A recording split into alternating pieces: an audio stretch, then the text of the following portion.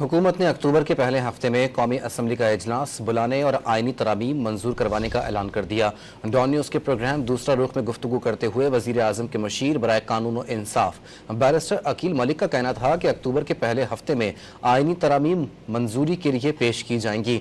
हुकूमत ने supreme court के अगले चीफ जस्टिस के नाम का ऐलान भी कर दिया। सुप्रीम कोर्ट के अगले चीफ जस्टिस मंसूर अली शाह होंगे। बैरिस्टर अकील का क्या कहना था, आपको दिखाते हैं।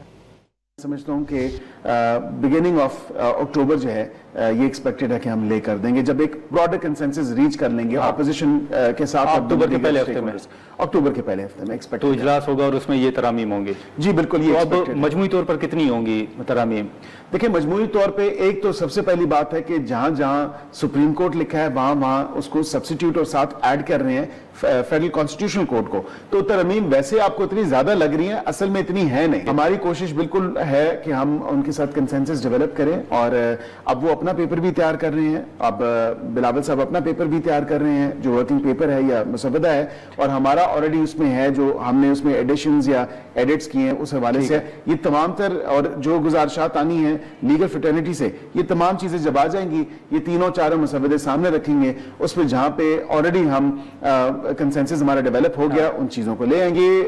मैं आपको बता सकता हूं कि 175A सब आर्टिकल 3 के तहत वो सीनियर मोस्ट जज हैं।